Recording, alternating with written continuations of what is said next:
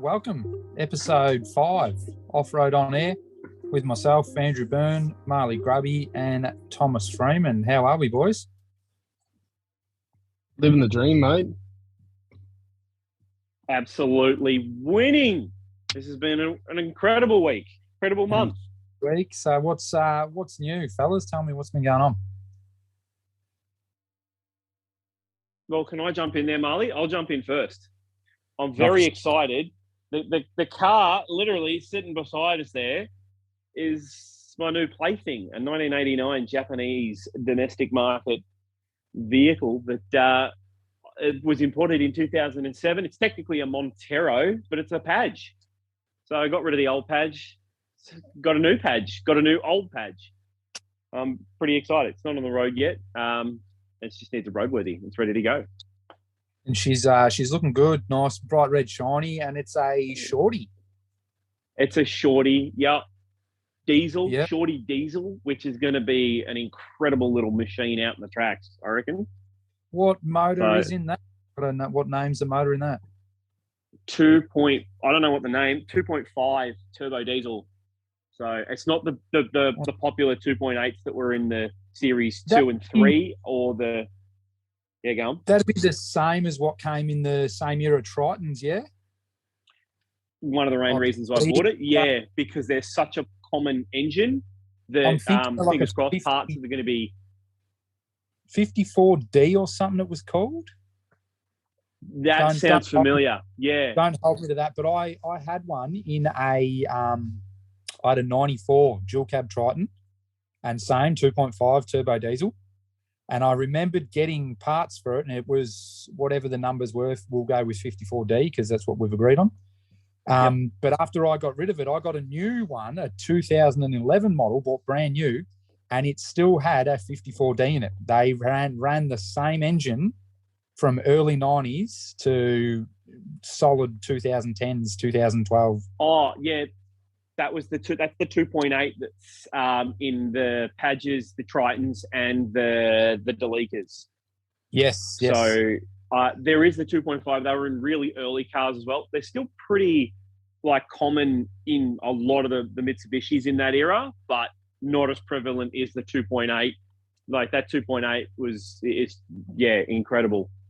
That was Mitsubishi's best engine, easily. It's even better than the 4M Form 1, which is in the new Padges. Yes, nice. Well, you're obviously chuffed with it, mate. Congratulations. Super duper chuffed. Absolutely. It's good to have 3 back in the driveway. It makes me feel a little bit more like a man. And Marley, mate, what do you got going on? At the moment, not much, man. We do have an event. We've got Ruby up on Facebook Marketplace at the moment, actually. No! Oh, God. We're going for sale. Yep. I've got a new build idea that I'm going for. Don't hold me to it. If I don't get the right money that I want for Ruby, I'm probably not going to sell it. Just because of the sentimental value with this thing, it's taken me all across. It's come with me the whole time through TikTok, and it's done all that sort of stuff. So it'll be really hard. There'll be tears coming out if it does sell. But I've just got a really good idea for a new build that I want to do, and I think that all of the boys and girls on TikTok will absolutely love it as well. So, love it. And was Ruby your first car or first full drive? No, I've had a few cars before Ruby, but it's like the first car that I've really had an emotional attachment to, I guess. Yep, you put time and effort into it. Yep. It's your car, mate. Yeah, I get it. It's your car.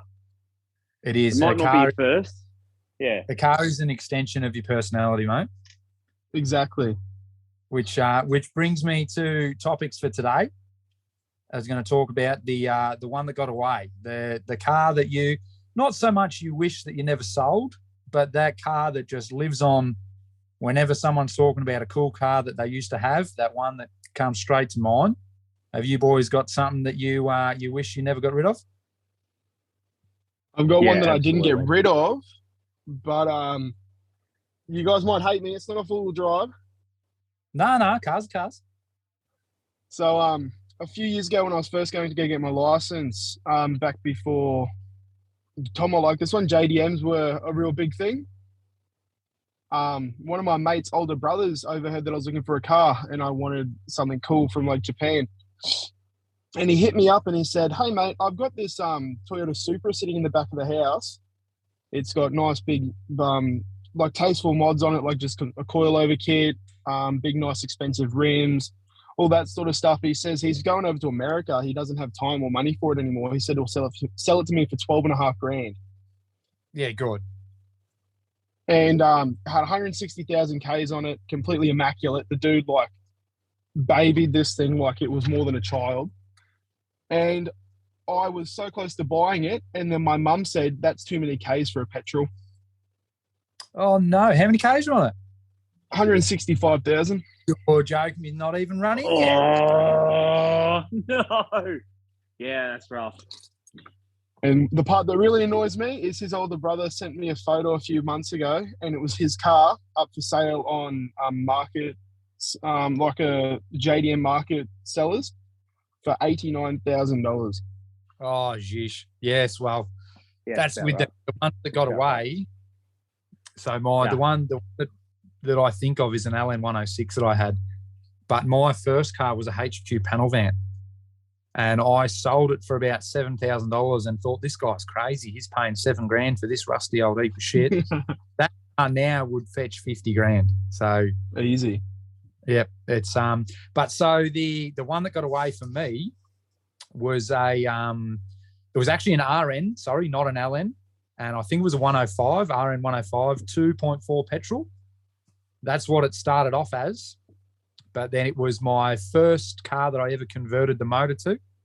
It got a VN Commodore V6 and the Turbo 700 Auto. And this thing went through hell and high water. And it wasn't my first full drive. Before that, I had a Space Cab Hilux, but it was an independent front one. And because I kept breaking CVs with the independent front, I went back to the solid axle. And that's where this the RN 106 came. It got the Commodore motor, it got the auto, and it got treated mean for, I probably had it for 5 years. I used it for work. It was a daily. It was a weekend, go out, flog it around the bush. It had a front and rear winch, and it went everywhere. It gave me so many problems, but it also got me out of so many shit situations. And the car in my background is the first GQ that I bought.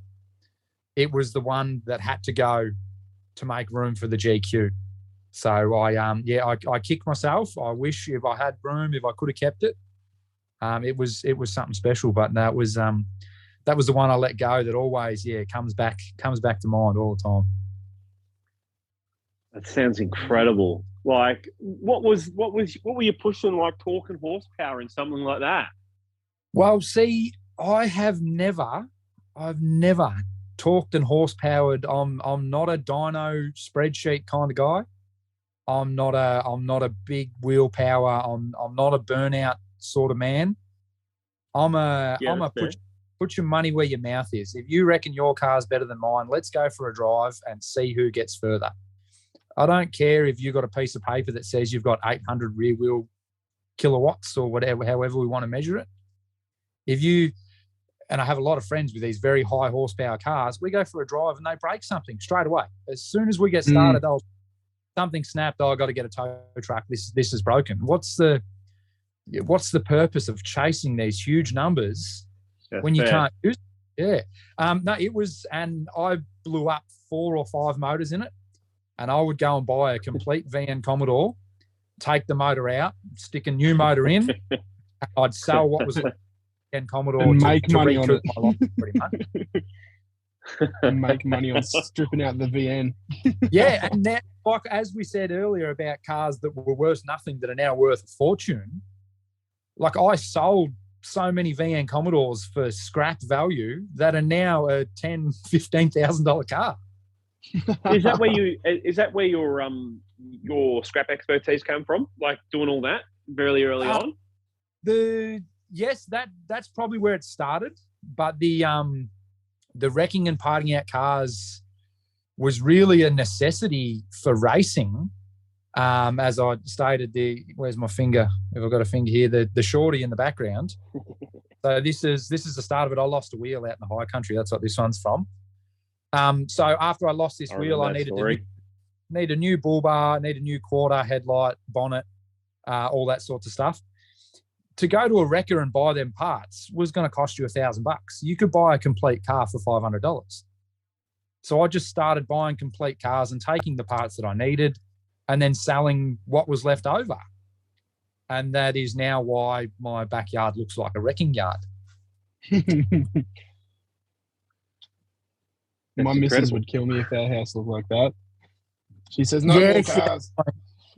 My missus often has a lot to say about that. And the funny thing is I'll tidy one up. Like I might make one good car out of like 2 or 3. Yeah, it might be a runner with smashed in panels or vice versa. It's a good body with no motor. So I have all these cars and I put one together and I say to her, oh, look, I've got someone wants to come and buy this car. And she goes, oh, thank God, you're finally going to get rid of one. And as soon as it sells, I've already got another 1 or 2 lined up that come and take its place. And she absolutely hates me every time without fail. One goes and just makes room for another one. Yep. Yep. It's your passion. And I reckon she loves you for your passion. So it's just a package deal, isn't it? It is a package deal. Yep, it is. Yes. I don't know. We got time for story time.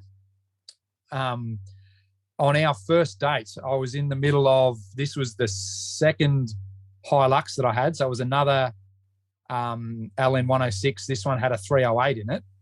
It was a single cab. Yeah, standard for the day. So I'd rebuilt the motor, and I just got the heads back, and we'd met. There was our first date. We'd gone out for a date, and I couldn't wait to get home and finish putting my motor together because the motor was going in the next day, and she wanted to come back to my place. I said, oh, no worries, you can come back to my place. And she said, so what do you do with your spare time? I said, well, come out in the shed. I'll show you what I do.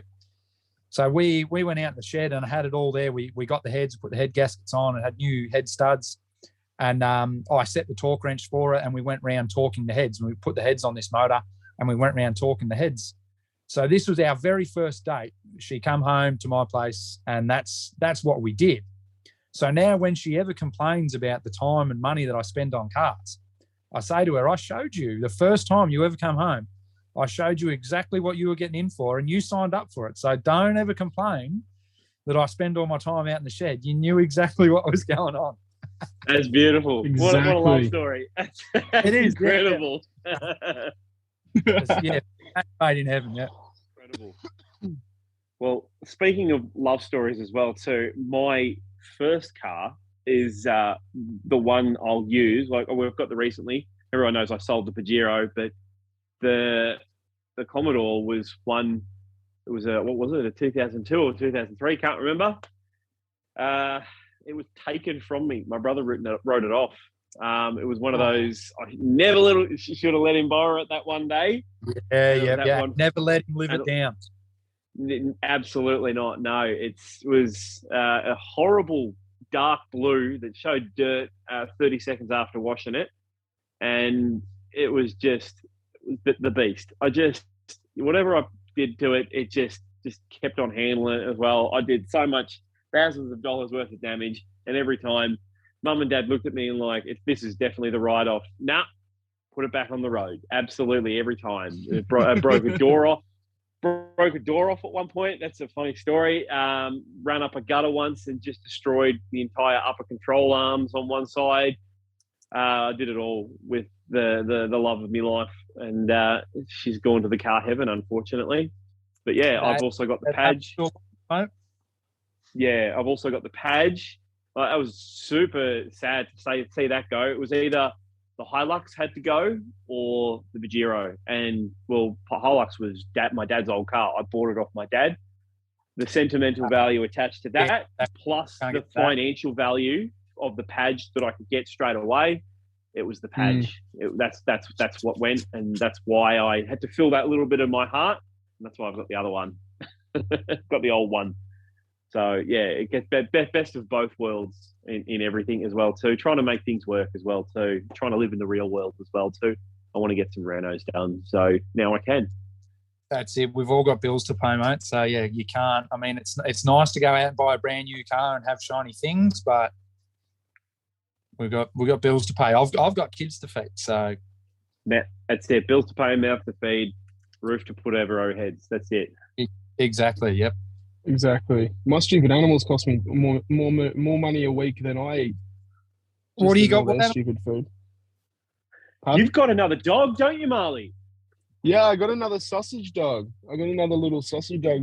He's like a brown and tan one. His name's Snickers. Snickers the sausage dog. Nice. Yep. Because he looks like a little Snickers when you unwrap him. Like that chocolate sort of brown. He's real cool. He's awesome. He likes me more than the missus and she hates it. That's gold. That is gold. Yep. So now we've got Kevin, Franklin, and Snickers. Oh, you've got actually 3. I thought you only had 2. That's so you got 3 sausage dogs. Kevin's the cat. He's the king of the castle. And then we got Franklin and Snickers, who are the 2 sausage dogs. The Wiener brothers. That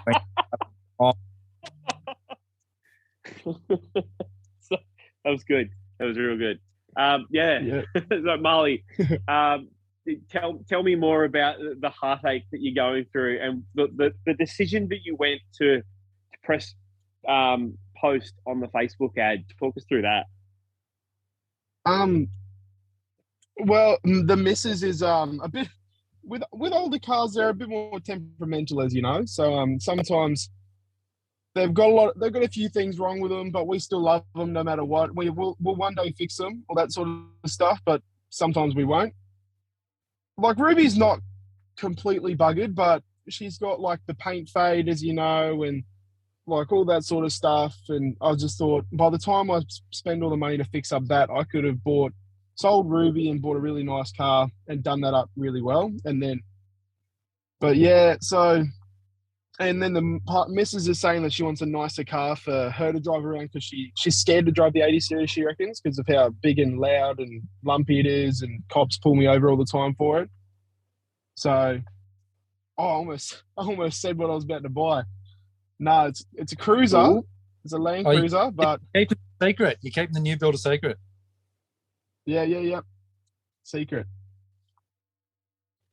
That's it. No, it's going to be good. Tom, you guys already know, so. Yeah, we know, but we'll keep it secret, mate. Wait for the big reveal. As long as it's a Toyota, you're all good, mate. As long as it's a Toyota.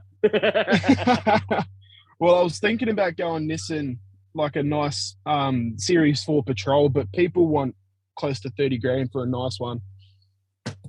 For a second-hand nice one, they want 25 to 30. They've jumped in price massively. A 3-litre or a 48. Yeah, try get a TD. They want 50, 55. Yep, that was for a 3-litre with 400,000 Ks on it. Yeah, exactly. Yeah, and that's straight away you're yoinking that out and putting something else in, aren't you?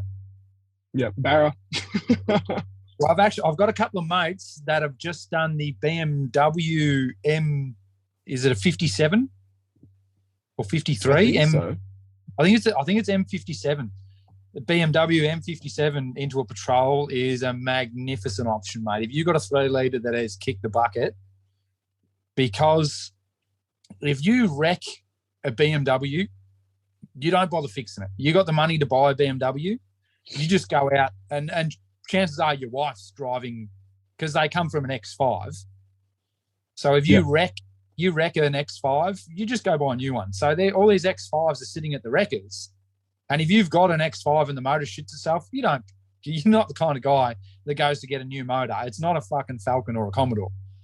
Yeah. So these motors are relatively cheap and they put out buku power, and there's a few conversions, bell housings and adapters now coming out that you can slot one of these straight into a Patrol, mate. And they are, like you were talking before about your rear wheel horses, we're talking your 350, 400. Yep. Are they the V8, V8 diesels? No, they're V8 diesels? Straight 6. Straight 6. Yep. Straight 6 diesel. That's incredible. That's awesome. So yeah, it's just it presented with a problem and a solution, and they just come together. Match. And it's just a cool build. Yep, it's a match made in heaven. Yep. Don't see very many incredible. Euro patrols running around. No, well, there is. If you use YouTube, anyone following, anyone watching, you YouTube M57 Patrol, you'll find a couple of videos of them, and they're a mean bit of kit. It's I can guarantee we're going to see a lot more of them in the future. Mm. Yeah, it's an option. Like the patrols, like the 62 and the GQ are just, or sorry, the 61 and the GQ are just really decent platforms to just plonk an engine in. It doesn't matter what, and the diffs and the diffs just handle it. It's just ridiculous. They are a solid running gear is what it is. Yeah. Yeah. Whereas None of that we have, Toyota stuff. Well, the Toyota. Do we have any more? Yeah, go on. I was going to say that the Toyota diffs aren't really up to the challenge when you start slapping big power in. So I know a lot of blokes that have got either the Utes, so they are 75s, the Utes. The older ones, yeah. Yeah, so 70 series, 75 series. And they've all been converted to patrol running gear. Yeah. Pure. That's what my dad's doing at the moment. Yeah, they're bigger, they take the hiding. But unfortunately, all that gear, they don't make it anymore, and now it's starting to get scarce. It is getting hard to find a set of good patrol diffs to go and throw underneath your cruiser. Yep. My dad's just went out and bought a set of, I think the front ones are all right, but the rear one's completely stuffed. So he's going to have to buy a new diff center and everything. And just for all that, he's for a completely stripped set of diffs, he's paid $1,200 to go underneath his Land Rover. Yep, and this is patrol diffs, is it? Yeah, because there's so many more patrol diffs around than there is Land Rovers. So he thought, while you're out full driving to something breaks, at least there's another GQ around or something like that. Well, yeah, there used to be, but not so much anymore. Maybe up in Queensland you might have, but down in Victoria, the race scene has swallowed up all of them. Oh, really? Yeah, they're becoming hard to find. So we're now moving to American import Dana 44s and Dana 60s. Oh, wow. And they're much bigger, so that takes away from your ground clearance.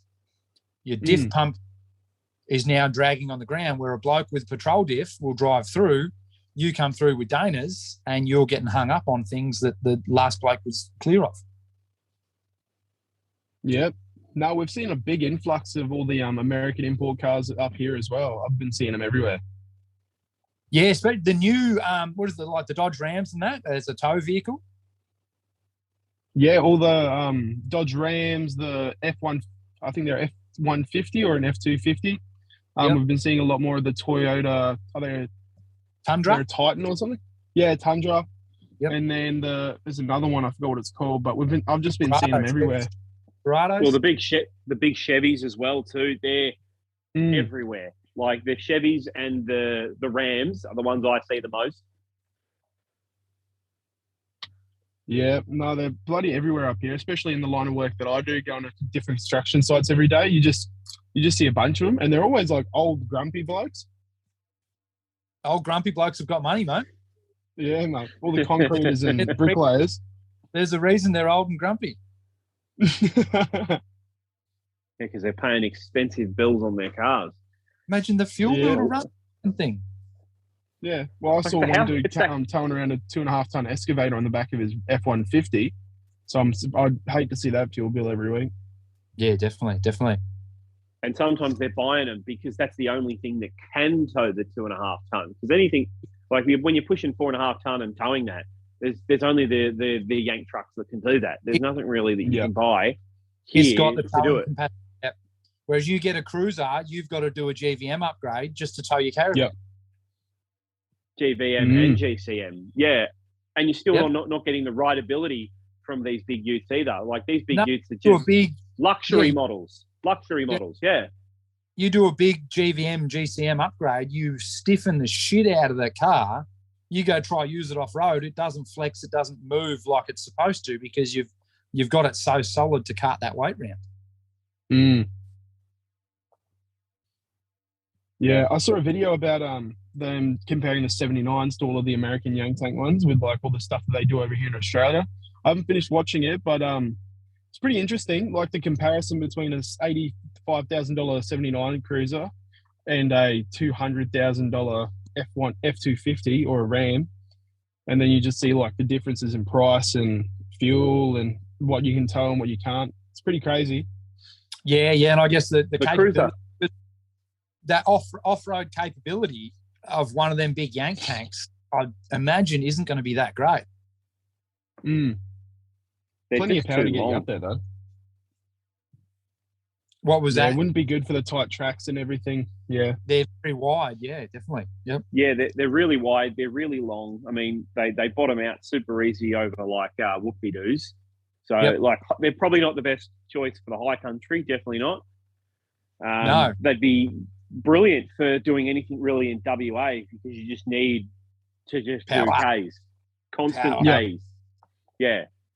We use, it's an old F-150, single cab F-150. We use that to tow the race car because it's got the big towing capacity. And there's been a couple of times the race car shit itself, we're out of the event. So we use the Effie to run around and watch the rest of the event. And it is not really enjoyable to be in because this is a leaf sprung front and rear 4-ton car. And it's it's not made for doing what we do. Like your little Pajero in the background, that is the equivalent of a Suzuki Sierra compared to this F-Truck. Yeah. And that basically concludes everything. I mean, we've got about 5 minutes left on the video. Andy, do you want to jump in with anything to sign off? Then Marley? We're going to sign off. I'm going to say anyone that's gotten this far, get on board and go have a look at the Ultimate 4x4 Challenge. It's an upcoming race that I got going on. It is, in my opinion, the toughest race in Australia. We're talking a week.